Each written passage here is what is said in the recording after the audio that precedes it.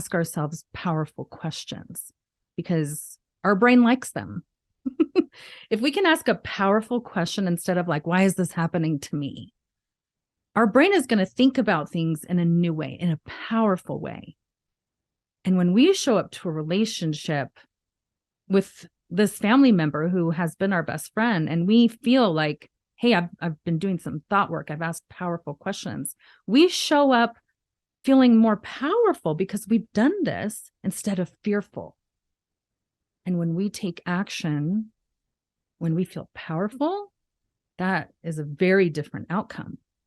So what is an example of a powerful question? I think maybe for this case, it could be, how can I remain close to someone who's doing things different than me? How do I do that? That is such a fascinating question. And your brain wants to deliver answers to you. It wants to. So ask your brain this question: how can I remain close to someone who now is living a life different than the one we shared? Like, can I do it? Of course. We can all do that because none of us are exactly the same. So we can. It is possible. What you need to challenge your brain to do now is to figure out how, right? It's new for you. It's different, but new and different doesn't mean leave it.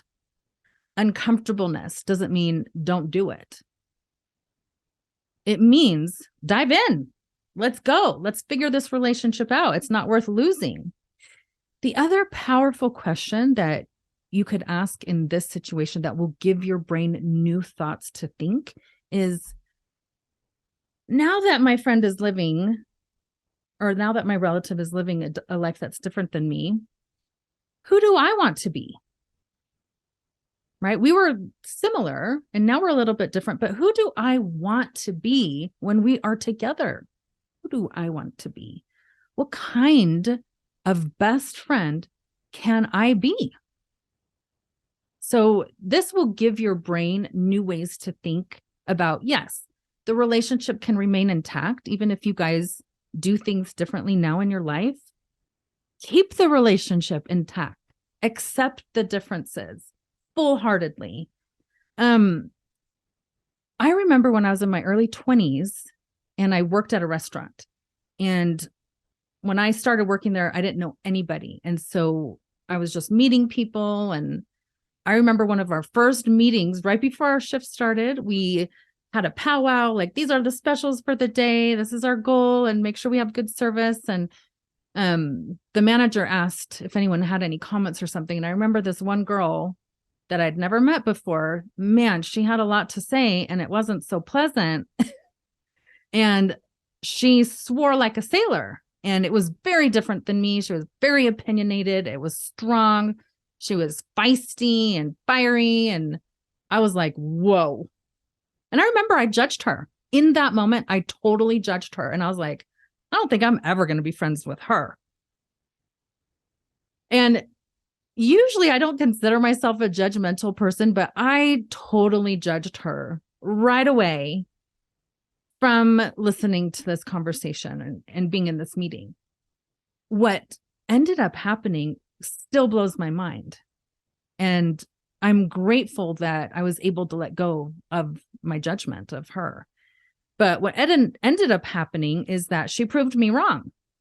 I could be friends with her. And that we ended up having an amazing friendship. We were complete opposites in every way, shape, or form. Our beliefs, the way we lived our lives, the things, our goals, our desires, our values, everything was opposite. But we were best friends. And we had so much respect for our differences, and we actually valued them. Even though I didn't value like her way of living and all of her decisions, I didn't value those the way I wanted to have values in my life. But I had respect for her and her own autonomy and her own agency to live life the way that she felt was right for her. And she had that respect for me. So normally on the outside, it would look like we would never be friends, and we couldn't, but we can. And I want us to think about that. We can do this with our relatives who make decisions to live a very different life than the one that they were used to. And we can still totally do that. We can still be their best friend. We can show up as a best friend who loves them, even when they change. We can show up and be a best friend that loves them when they're questioning things, when they're struggling with things. So being able to say, who do I want to be, is powerful, and it can actually help and enhance the relationship. So I just wanted to share that example because it is possible that even if things change and there are differences, and maybe those differences are growing, you can still remain very respectful and even the best of friends. You just have to start thinking about it differently. The other thing I want to bring up in this situation is the concept of radical acceptance. And this is where we accept another person as unique and distinct and separate from us, and that they have things to go through in their life that are going to be different than ours. When we accept that, that this relative is now living a very different life, when we fully accept that for that person and don't judge them for it or say that they shouldn't be doing that, it doesn't mean we agree with any of it. Acceptance does not mean you agree with what they're doing or support it.